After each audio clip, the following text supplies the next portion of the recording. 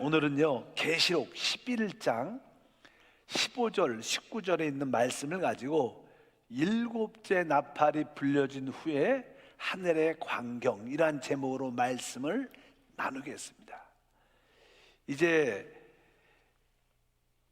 요한복음 특별히 4장 5장부터 시작하는 이제 일곱째 인에 대한 떼어짐의 모든 말씀은 이 마지막 시대에 되어질 일들이라고 말씀드릴 수 있습니다.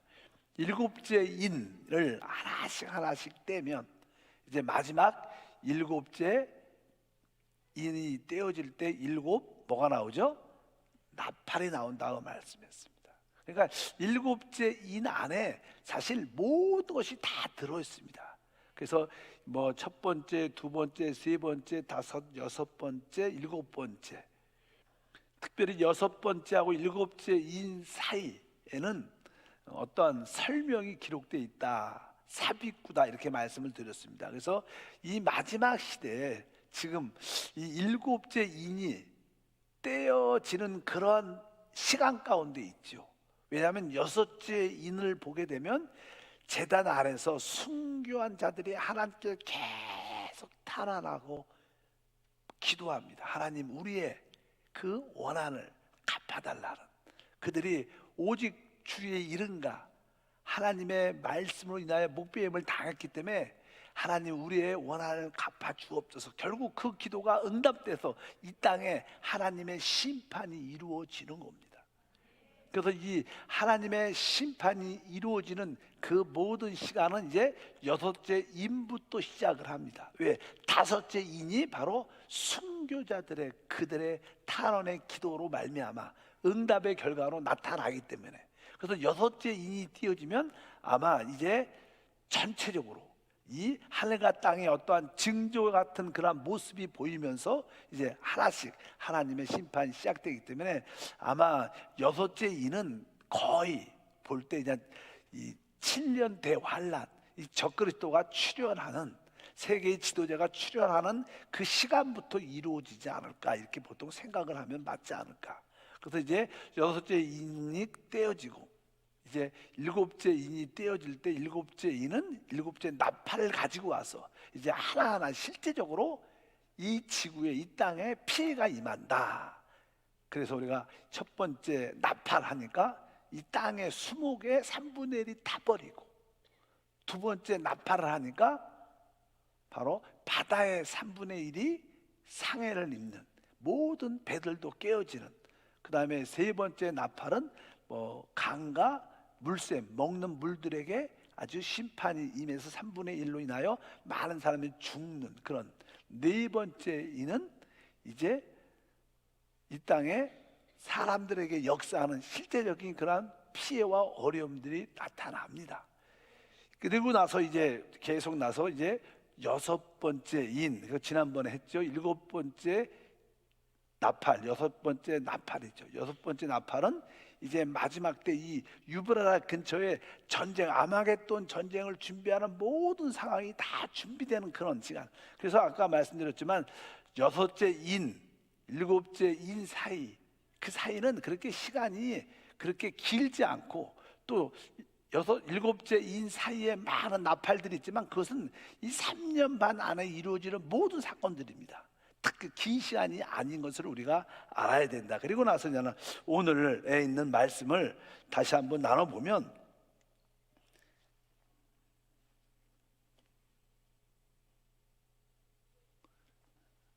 일곱째 나팔을 저는 불게 되는 말씀이 기록되어 있습니다. 그래서 일곱째 천사가 나팔을 불게 된다 이렇게 말씀해서 거기에 나타나는 장면을 설명을 쭉 합니다. 11장 계시록 11장 19절에 보면 이렇게 하냐는 말씀이 열리죠. 19절, 이에 하늘에 있는 하나님의 성전이 열리니 성전 안에 하나님의 언약궤가 보이며 또 번개와 음성들과 우레와 지진과 큰 우박이 있더라. 여기 보면 이제 하늘에 있는 하나님의 성전이 열렸다 이렇게 말하고, 성전 안에 하나님의 언약궤가 보인다 이렇게 말씀합니다.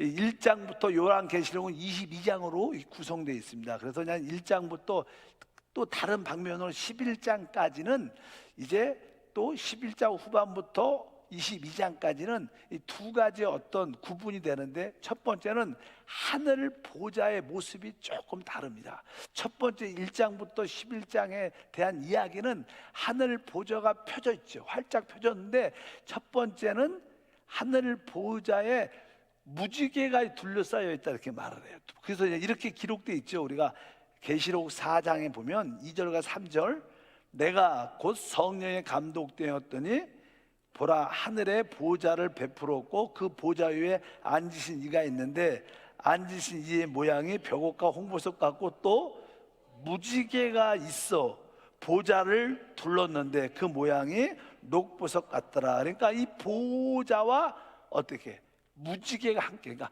무지개와 함께하는 보좌 이렇게 써 있어요. 무지개와 함께한다 보좌가. 원래 이 보좌는 권세, 또 다른 말로 하나님의 심판을 말합니다.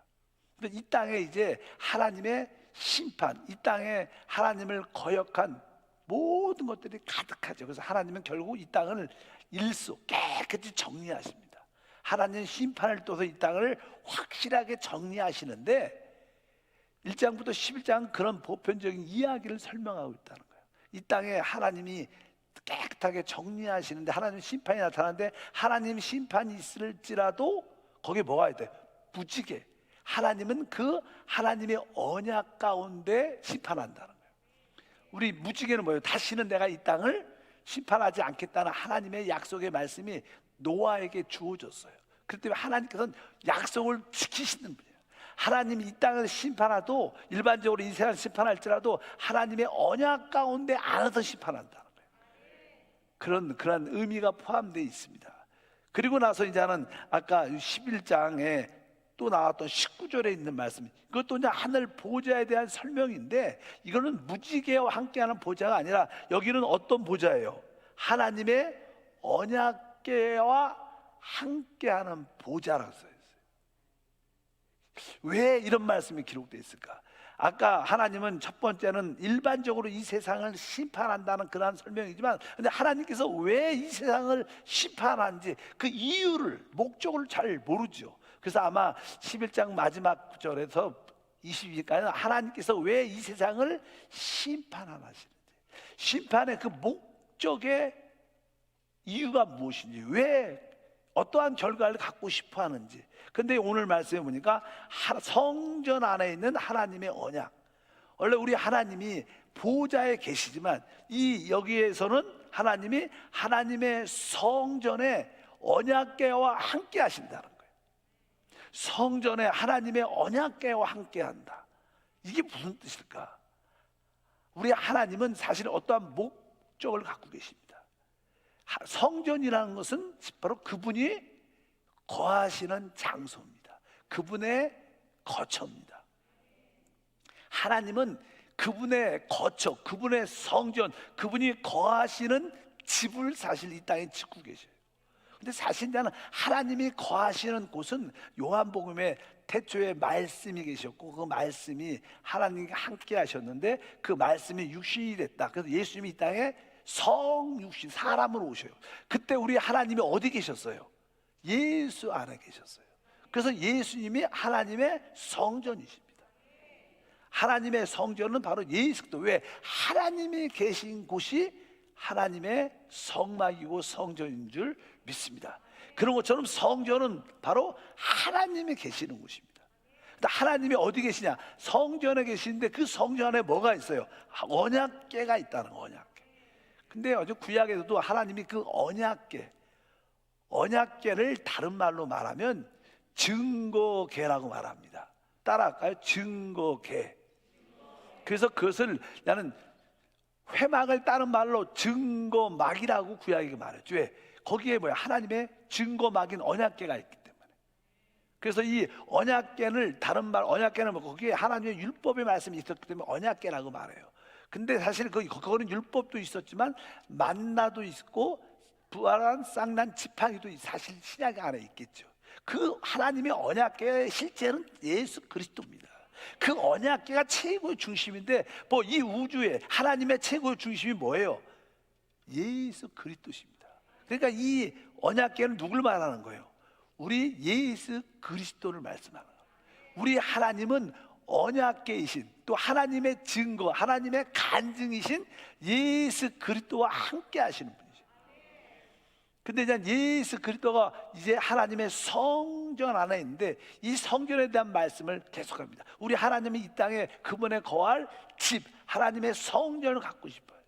그래서 구약에서 그것을 나는 성막, 성전이라고 말씀했는데 점점점 이 성막이 성막의 성전에 작게 있지만 성경의 맨 마지막에 보면 하나님의 그 성막 성전을 새 예루살렘 성이라고 말합니다.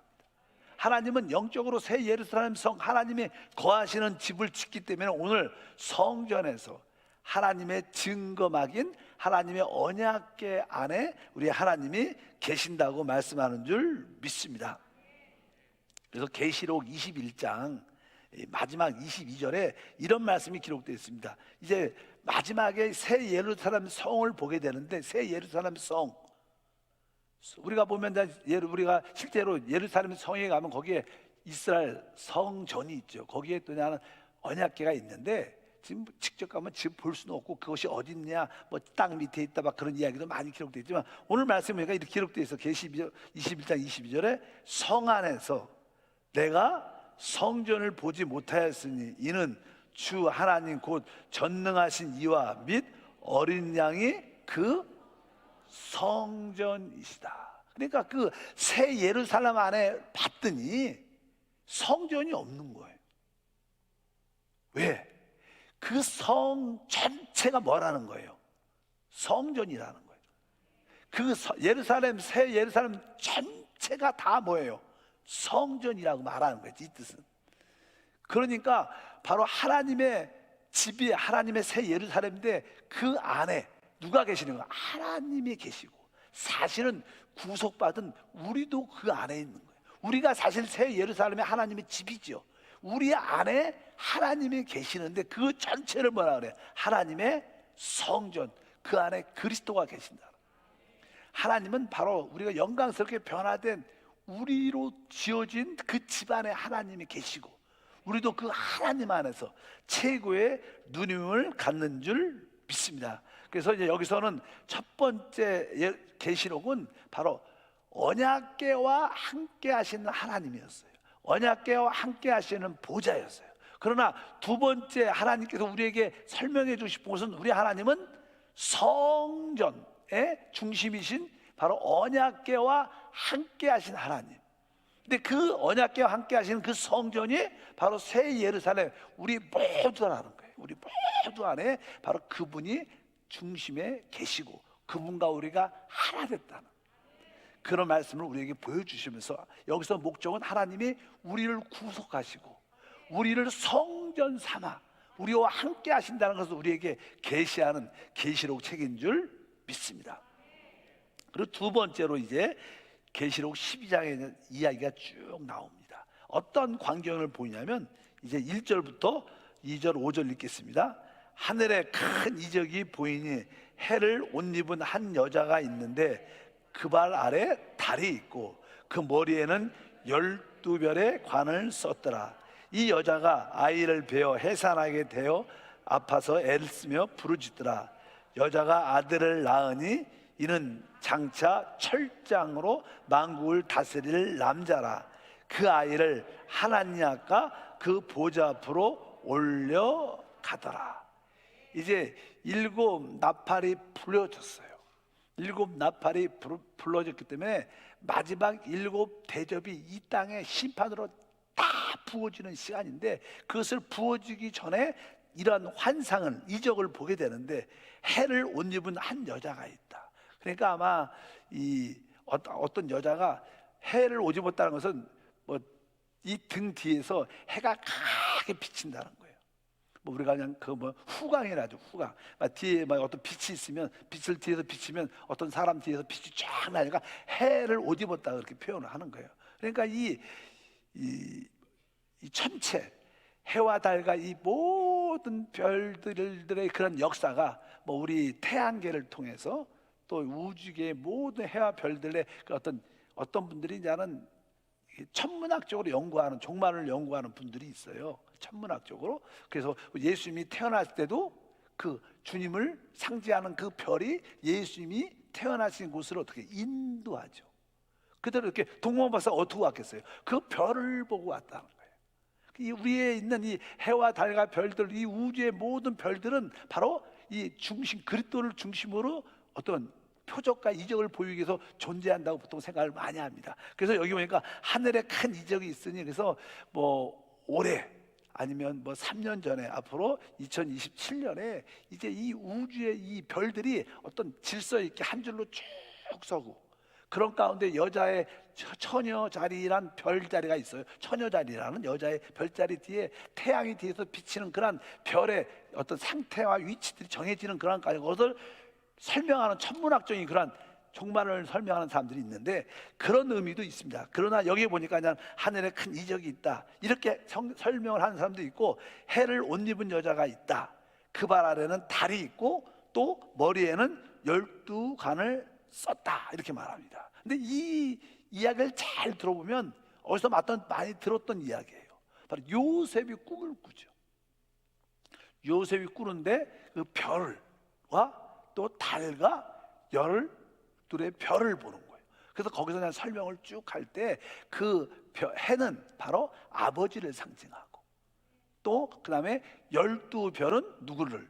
바로 그의 형제 이스라엘 12집과 형제를 상징하고 또 그 달은 어머니를 상징한다 이렇게 설명을 쭉 그냥 설명을 쭉 해갖고 나오는 말씀들이 쭉 기록되어 있는데 일단은 이 여자가 누군가 해를 옷 입은 여자, 광채가 나는 여자, 후광을 입고 빛이 나는 그 여자, 이 여자가 누군가를 이제는 많이 성경을 해석하죠. 이 여자가 누굴까?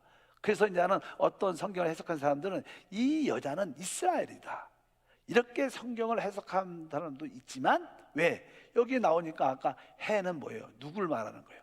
바로 그 아버지를 야곱을 말하고 또 어머니를 말하고 그 12별들은 그 형제들을 말하기 때문에 그건 이스라엘을 말하는 거다 이렇게 얘기를 또 하지만 사실은 이것은 여기 보면 하늘에 큰 이적이 있다. 하늘의 별 하면 항상 이 이스라엘 백성들은 땅의 백성이죠. 우리는 교회는 하늘의 별과 같이 그러니까 우리 아브라함에게는 두 자손이 있다 그래서 땅의 자손과 하늘의 자손. 땅의 자손은 유대인들 이스라엘을 말하고 하늘의 자손은 교회를 말하는 거예요.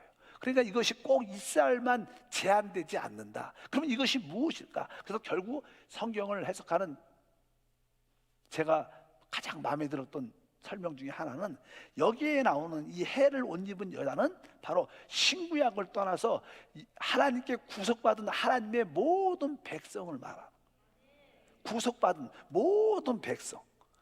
뭐 구약 시대는 구약에 뭐냐면 아브라함부터 시작해서 뭐 아벨부터 시작해서 쭉 나오잖아요. 그러니까 뭐 12 거기에 족장들도 나오고 여러 가지 사람들이 많이 나오는데 하나님으로부터 구속받은 하나님이 택한 모든 백성의 위치가 다 여자입니다. 그래서 우리 하나님은 남편이고 우리는 뭐예요? 구속받은 우리는 여자, 신부의 그런 위치를 갖기 때문에 여자 신부를 갖기 때문에 바로 하나님께 구속받은 모든 하나님의 백성들을 뭐라 그래요? 바로 여기서 나오는 해를 옷 입은 여자다. 그런데 이 여자가 뒤에 보니까 뭐라 했어요? 아이를 배웠다 이렇게 말씀합니다. 임신을 한 거죠. 그래서 출산할 때가 된 거예요. 그래서 아이를 낳게 되는데 그가 앞으로 철장으로 만국을 다스릴 남자다. 그래서 아주 강한 남자아이를 낳죠. 믿으시면 아멘. 그러니까 이 교회 안에 교회 시대도 마찬가지입니다. 하나님께 구속받은 많은 백성들이 있지만 그 중에 강한 자들이 있어요. 구약에도 강한 자들이 누구예요? 뭐 다윗도 있고 아브라함도 있고 뭐 이사야도 있고 에스겔도 있고 아주 믿음으로 승리한 사람들이 있습니다. 바로 그런 사람을 우리가 보통 강한 자라고 말하는데 바로 남자아이라고 말하죠. 그 뒤에 보니까 다시 한번 5절 읽어보니까 여자가 아들을 낳은 이는 장차 철장으로 만국을 다스릴 남자다. 그래서 이 장차 철장을 다스릴 남자, 이분이 예수님이다, 이렇게 해석하는 사람들이 있어요. 또 아주 좀 이상하게 해석하는 사람은 이 여자가 말이 안 돼, 캐톨릭에서 그래, 이 여자가 말이 안 돼, 예수를 낳았으니까, 이렇게 설명을 아주 조금 싸구려 같이 하는 사람들, 그런 것은 맞지 않아. 여기 제가 말하는 것은 바로 구속받은, 하나님께 구속받은 모든 하나님의 백성을 말해요. 그 중에 우리 교회도 속하죠. 우리도 교회는 뭐예요? 하늘에 속한 위치에 있으니까. 교회 안에서도 하나님은 강한 자를 세우시죠. 교회 안에 강한 자, 이기는 자라고 말합니다. 그 아이를 뭐라? 남자아이라 그래요. 근데 여기 뒤에 계속 보니까 장차 그들 철장으로 만국을 다스릴 남자다. 그래서 강한 자, 앞으로 이기는 자는 그리스도와 함께 뭐예요? 철장 권세를 가지고 이 우주를, 이 땅을 다스리죠. 왕권을 가지고. 그래서 장차 철장으로 다스릴 남자다. 그런데 중요한 것은 뒤에 보니까 그 아이를 하나님 아까 그 보좌 앞으로 어떻게 돼요? 올려간다고 써있어요. 이것이 바로 휴고된다는 거예요.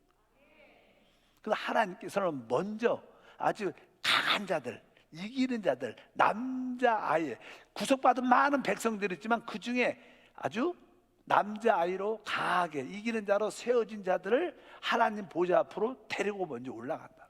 휴고된다는 뜻을 말씀합니다. 그래서 우리가 한번 휴고 할 때는 바로 여기서 나오는 이기는 자들의 첫 번째 모습이 이들입니다. 아까 첫 번째 부류가 나왔어요. 첫 번째 부류는 누구예요? 순교한 자들은 무조건 다 이기는 자들. 다 순교한 자는 다 이기는 자가 되고, 남자아이고 철장 권세를 가지고 앞으로 다스릴 자가 되고, 또 두 번째 부류는 누구예요? 여기 있는 사람, 남자아이. 바로 교회 안에든 구약시대든 간에 그 가운데 남자아이로 강한 자로 세워진 자들은 먼저 여기 보니까 뭐예요? 보좌 앞으로 올라간다는 거예요. 그러니까 휴고의 첫 번째 대상자들은 어디로 올라가요? 하나님 보좌 앞으로. 근데 보통 이제는 그러면 여기서 남자들은 보고 올라가는데 보통 우리가 이 휴고를 설명할 때 데살로니가 전서에 그런 말씀이 쭉 기록되어 있어요. 한번 찾아보겠습니다. 그 말씀에 보게 되면 휴고에 대한 말씀을 보통 4장 17절인데 뒤에 있어요. 뒤에 맨 중간 뒤에 데살로니가 전서 4장 17절에 이렇게 써 있어요. 그 후에 우리 시작.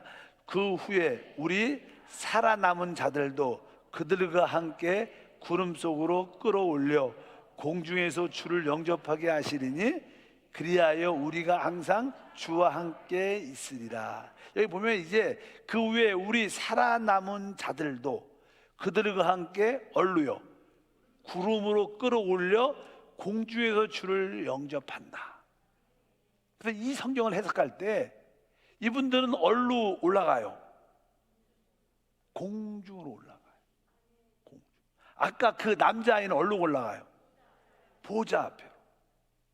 그래서 보통 일반적으로 단순하게 생각하는 사람들은 이거와 그거와 똑같다고 생각하지만 휴거를 깊이 연구하는 사람들은 보좌 앞으로 올라가는 사람들이 있어요. 강한 자들. 그러나 여기에 보면 우리 살아남은 자들도 그들과 함께 구름 속으로 끌어올려 공중에서 만나는 사람. 그래서 원래 이제는 또 하나의 말씀이자는 이해를 쉽게 하려면 계시록 14장이요. 그 다음에 14장 1절과 4절을 보면 또 휴거를 설명하는 말씀이 또 하나 기록되어 있어요. 읽어보면 또 내가 보니 보라 어린 양이 시온산에 섰고 그와 함께 14만 4천이 서 있는데 그들의 이마에는 어린 양의 이름과 그 아버지의 이름을 쓴 것이 있더라. 이 사람들은 여자와 더불어 더럽히지 아니하고 순결한 자라. 어린 양이 어디로 인도하든지 따라가는 자며 사랑 가운데 속량함을 받아 처음 익은 열매로 하나님과 어린 양에게 속한 자들이니. 여기서 말하는 시온산은 하늘에 있는 보좌에 있는 시온산을 말하는 거예요. 그러니까 여기서 처음 익은 열매, 사랑 가운데 속량을 받아 처음 익은 열매로 하나님과 어린 양께 속한 자들이다. 이 사람들도 올라가는 자리가 어디예요? 하나님께 올라가요. 그래서 아까 남자아이도 하늘 보좌로 올라가고 여기에 처음 익은 열매도 어디로 가요? 하나님께 보좌 쪽으로 올라가요. 그러나 아까 남아있는 사람들은 나중에 공중에서 주님을 영접한다. 그래서 이 교회가 다 같이 이렇게 휴거되는 게 아니라 이기는 자, 남자, 아이, 처음 익은 열매, 이런 사람은 하나님께 먼저 보좌로 올라가고, 나머지 대부분 사람들은 어떠한 환난을 통과하고 환난 마지막 때 그들이 공중으로 휴거되는 거에 참여할 것이다, 이렇게 생각을 많이 하죠. 그래서 여러분들이 남자아이 처음 익은 열매가 되길 주님은 축복합니다. 이 남자아이라는 것은 철장 권세를 갖고 아주 강한 자이기 때문에 이 먼저 남자아이들이 먼저 보좌 앞으로 올라가고 나서 이제 성경의 12장에 보면 하늘의 공중에 있는 사단을 이 땅으로 쫓아내는 그런 이야기가 뒤에 나와요. 그러니까 먼저 아주 강한 자들은 싸우기 위해 영적 전쟁을 수행하는 자들입니다. 강한 자. 이들은 하늘 보좌로 올라가서 이 미가엘과 함께 뭐요?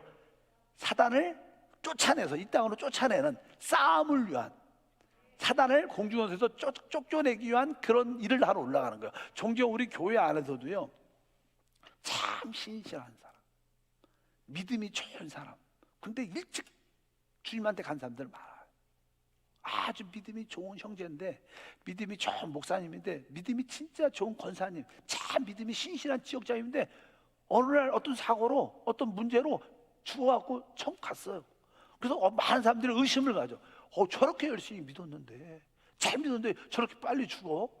이런 분들 종종 봐야 안 봐요? 사실 그런 분들은 거의 다 이기는 자, 남자 아닙니다. 하나님이 그를 데리고 올라가서 뭐 하는 거예요? 이제 공중에서 권세 잡는 마지막 미가엘과 함께 이 사단을 이 땅으로 쫓겨내버려. 그래서 영적 전쟁, 그들은 싸우는 자들입니다. 그래서 이기는 자로 올라간 거예요. 그러니까 일찍 죽었다고 해서 너무 이렇게 이상하다 그러지 말고, 야, 부럽다, 이기는 자가 됐구나, 저분은 남자이구나, 이런 생각을 가지셔요. 오래 사는 게 세상 말로 좋은 게 아닙니다. 오래 살수록 많이 남아있는 거예요. 그리고 또 여기 처음 익은 열매도 있어요. 처음 익은 열매. 여러분, 아까 이 남자아이는 무엇을 하기 위해서? 싸움을, 영적 전쟁을 수행하기 위해서, 하나님 목적을 이루기 위해서 올라가요. 근데 처음 익은 열매는 하나님에게 만족을 주는 거예요. 우리가 어떤 음식도 마찬가지지만 항상 우리가 많은 과일이나 곡식을 처음 익은 열매를 갖고 왔을 때 그것은 뭐예요? 맛봄을 갖고 누림을 갖는 거예요. 그러니까 그것은 하나님께 만족을 주는 사람들이 있어요. 어떤 사람들은 정말 하나님 앞에서 영적 전쟁을 수행해서 쓰임받는 사람이 있고, 어떤 사람들은 아주 여기 내용에 보니까 이 사람들은 여자와 더럽히지 아니하고 순결한 자라, 어린 양이 어디로 인도하든지 따라가는 자며, 그러니까 아주 주님께 진짜 만족을 주는 사람들입니다. 그러려면 여러분들이 영적으로 어떻게 성숙해져요. 영적으로, 인격적으로 뿐만 아니라 영적으로 모든 범사에 그리스도의 형상과 주권이 나타나는 그러한 아주 영적으로 아주 잘 익은 사람들은 뭐예요? 하나님을 따는 진짜 만족이 있지. 야, 내가 쟤를 보면 진짜 기쁘다. 다윗처럼 나는 저를 보면 저는 내 마음과 합한 자다. 주님이 기뻐하는 거예요. 그거하고는 또 영적 전쟁하고 남자아이하고 처음 익은 열매하고는 조금 같은 이기지 않는데 조금 달라. 처음 이기는 자들에서 이기는 자들은 아까 남자아이는 아주 하나님 목적을 위해서 싸우는 자로 나오고, 여기서 처음 익은 열매는 바로 하나님께 만족을 주는 자들, 다 이기는 자들입니다. 여러분들 어디에 속하든지 여기에 속해야 돼요. 만약 우리가 여기에 속하지 않으면 우리는 나중에 어떤 환난을 통과해서 다시 그 마지막 절정에 여러분들 환난을 통과하면 여러분도 영적으로 성숙하고 변화될 겁니다. 그리고 나서 우리가 공중에서 주님을 만나서 주님과 함께하는 역사가 함께할다. 그래서 그런 차이가 있구나. 그래서 전에 누가 물어봐요. 목사님, 이기는 자의 부류가 이렇게 몇 가지인데 설명 좀 해달라고. 그래서 그 혼자 설명을 자세히 하기도 쉽지 않고, 지금 대신 설명합니다. 들으세요. 이렇게 말할까? 남자아이도 이기는 자구나. 또 처음 익은 열매도 이기는 자예요. 그 다음에 순교한 자도 나중에 이기는 자예요. 그리고 나중에 666표를 받지 않고 순교하는 자들도 이기는 자. 네 부류에 이기는 자들이 있어요. 네 부류에. 첫 번째 누구예요? 이미 순교한 자들. 두 번째는 아까 말한 것처럼 남자아이. 세 번째는 처음 익은 열매. 네 번째는 666표를 받지 않고 순교한 자들.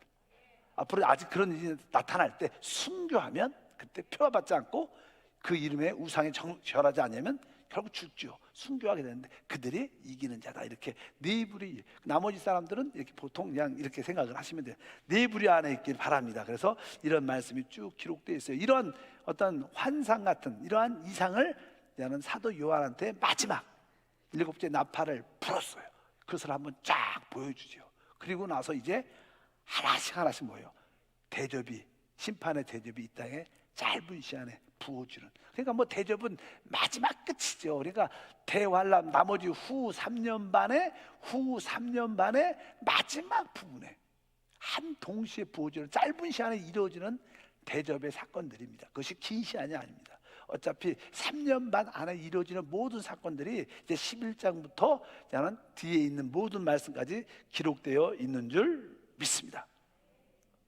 그래서 아까 다시 한번 12장에 보니까 하늘에 큰 이적이 있다. 그래서 그 해를 옷 입은 여자, 발 아래는 달이 있고 바로 머리에는 12관을 썼는 그러한 이야기를 쭉 기록되어 있고, 근데 성경에 보면 아까 말씀드린 것처럼 성경에 맨 이 여자가 있고요, 또 하나 여자가 나와요. 항상 그 여자는 음녀입니다. 이 여자는 해를 옷 입은 주님을 만족시키는 여자인데, 또 하나의 여자는 주님을 싫어하고 주님이 싫어하는 여자죠. 그래서 음녀라고 말합니다. 한번 읽어볼까요? 계시록 17장입니다. 17장 3절과 5절 보니까 곧 성령으로 나를 데리고 광야로 가니라. 내가 보니 여자가 붉은 빛 짐승을 탔는데 그 짐승의 몸에 하나님을 모독하는 이름이 가득하고 7머리와 10뿔이 있으며 그 여자가 자줏빛 붉은 빛 옷을 입고 금과 보석과 진주로 꾸미고 손에 금잔을 가졌는데 가증한 물건과 그 음행의 더러운 것들이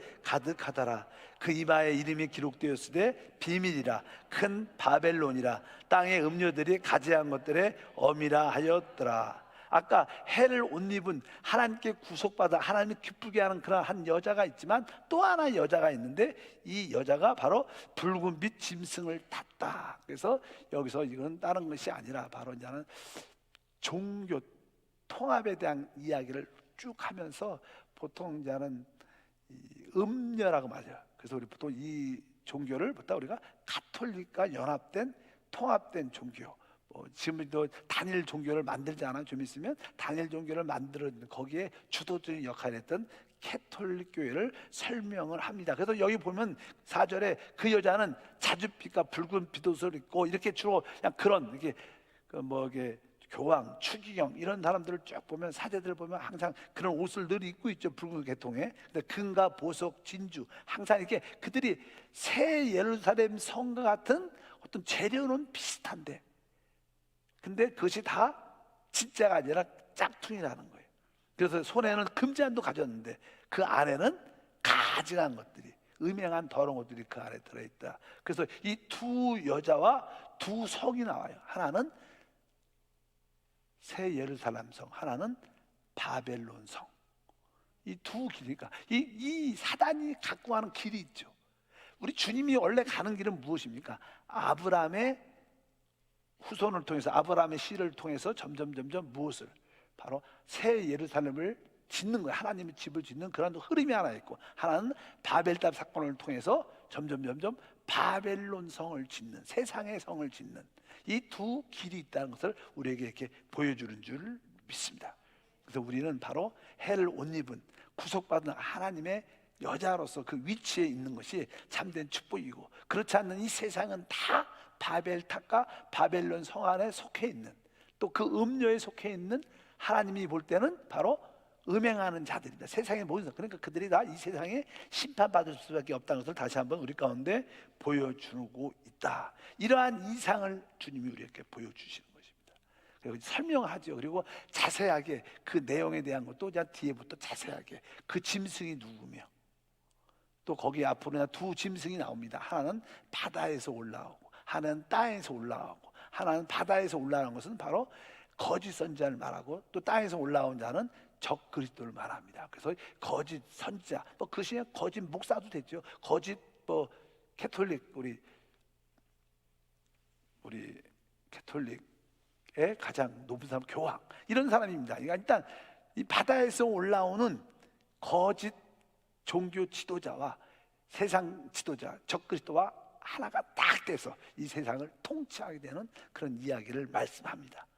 기도하겠습니다. 하나님 아버지 감사합니다. 다시 한번 여섯째 나팔과 마지막 일곱째 나팔을 불 그 상황에 이루어진 일들 앞에 드디어 일곱째 나팔이 부어져서 이 땅에 하나님 심판이 임할 때 잠깐 우리에게 설명해 주는 그런 내용들이 기록되어 있습니다.